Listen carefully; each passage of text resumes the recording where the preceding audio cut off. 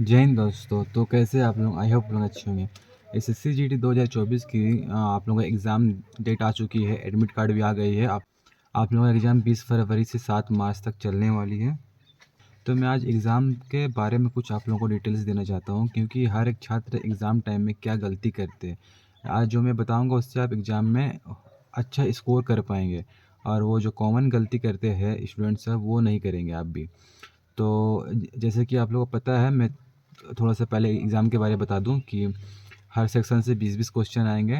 और जैसे कि ये फर्स्ट रीजनिंग हो गया, फिर जीके हो गया, फिर मैथ हो गया, फिर हिंदी या इंग्लिश। तो हर सेक्शन से 20-20 क्वेश्चन आएंगे। टोटल आपका क्वेश्चन रहेगा 80, और 80 का फुल मार्क्स आपका जो होगा 160 है। तो हर क्वेश्चन में 2-2 मार्क्स इसमें किया गया है, रखा गया है। और इसमें नेगेटिव मार्किंग भी है, जो कि आप लोगों को पता है 0.25। तो इसमें मैं आपको बता दूं कि जो कॉमन गलती क्या करते हैं छात्र है, जो मैं आपको बताना चाहता हूँ कि जो कि मेरे समय में भी मेरे दोस्त लोग जो किए थे, जो हम साथ में एग्ज़ाम देने मतलब गए थे, वो लोगों का भी एग्ज़ाम अच्छा गया था। पर इन लोगों का जो कॉमन गलती था, वो लोग क्या किया था, जो लोग एग्ज़ाम में क्वालिफ़ाई नहीं किया। तो सबसे पहले मैं आपको बता दूं, जब आप एग्ज़ाम कंप्यूटर बेस्ड एग्ज़ाम होता है, कंप्यूटर में आप लोगों को पता है। तो सबसे पहले जैसे आप कंप्यूटर में एग्ज़ाम देने के लिए बैठेंगे, आपका पेज ओपन होगा। तो जैसे सेक्शन वाइज़ खुलता है, सबसे पहले आपका रीज़निंग का क्वेश्चन आएगा, उसके बाद आपका जीके का क्वेश्चन आएगा, उसके बाद मैथ का क्वेश्चन आएगा, उसके बाद हिंदी या इंग्लिश जो आप चुनेंगे, जो आपका ऑप्शनल है। अब जो आप चुनेंगे, आप हिंदी चुनेंगे तो हिंदी, इंग्लिश चुनेंगे तो इंग्लिश का क्वेश्चन आपको करना पड़ेगा। तो इसमें क्या होता है कि बहुत सारे छात्र क्या करते हैं, स्टार्टिंग से जो पहला पार्ट जो रीजनिंग खुलता है, उसी में वो टाइम लगा लगा उसके बाद रीजनिंग का क्वेश्चन को सॉल्व करते करते करते जीके में आते, फिर जीके में करते करते करते मैथ में आते, उसके बाद वो लास्ट में हिंदी या इंग्लिश में पहुंचते हैं।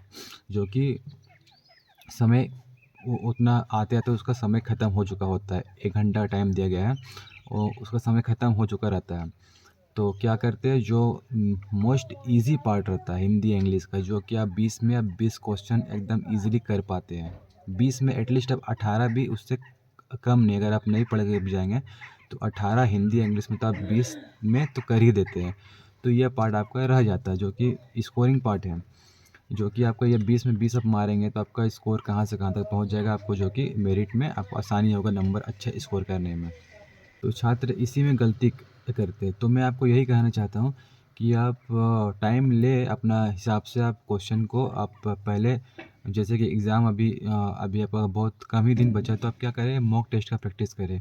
आप जो जितना भी आपने तैयारी किया आप उसे भूल जाए, आप सिर्फ आप टेस्ट दें, अपने आप में सेल्फ टेस्ट का प्रैक्टिस करें 1 घंटा का 80 क्वेश्चन का। ऑनलाइन बहुत सारे साइट में आपके मॉक टेस्ट लिए जाते हैं, उसमें करें। और जब आप फाइनल एग्ज़ाम देने जाएंगे तो आप वो सेक्शन को आप नहीं छोड़िएगा। आप भले इसमें टाइम आपको जा रहा है, टेकिंग हो जाए, आप वहाँ समझ लीजिए कि आप जो क्वेश्चन है आपका आंसर आ रहा है तो आ रहा, नहीं आ रहा तो आपको वह उसमें टाइम देने का कोई ज़रूरत नहीं है। आप स्किप करके बढ़ते जाइएगा। जो आ रहा है करिएगा, नहीं आ रहा है स्किप कर दीजिए, जो आ रहा है करिएगा, जो नहीं आ रहा है उसको स्किप करके बढ़ते जाइएगा। आपका टारगेट रहना चाहिए कि 80 क्वेश्चन पूरा मैं करके आऊँ। पूरा करके आऊँ, नहीं तो पूरा मतलब 80 क्वेश्चन तक मैं पूरा पहुँच सकूँ। कि मतलब लास्ट तक मैं पूरा पहुँच सकूँ और मैं वो पार्ट हिंदी या इंग्लिश का पार्ट को मैं टच कर सकूँ। तो यही एक मोस्ट कॉमन गलती करते हैं स्टूडेंट साहब। तो ये नहीं करना है आप लोगों को, क्योंकि ये हिंदी इंग्लिश सबसे लास्ट में क्वेश्चन इसकी आती है और आप लोग इसी में रह जाते हैं। उसको वहाँ तक पहुँचते पहुँचते आपका टाइम ख़त्म हो जाता है। आपको स्कोरिंग जो मार्क्स स्कोरिंग रहता है, जो सेक्शन, वो उसमें वो आपको छूट जाता है, जिसके वजह से आपका फिर रिजल्ट नहीं बन पाता है और आपका मार्क्स कम आता है। उसकी वजह से आपका मेरिट में भी नाम नहीं आता है। तो मेरे कहने का मतलब है, जो क्वेश्चन आप स्टार्टिंग से कर रहे हैं, जो आ रहा है आपको उसको कीजिए, नहीं आ रहा है उसको स्किप कीजिए। उसके में टाइम लगाइएगा मत, सोचिएगा मत, स्किप करिए। जो आ रहा है उसको स्किप, जो आ रहा है उसको कीजिए, जो नहीं आ रहा है उसको स्किप कीजिए।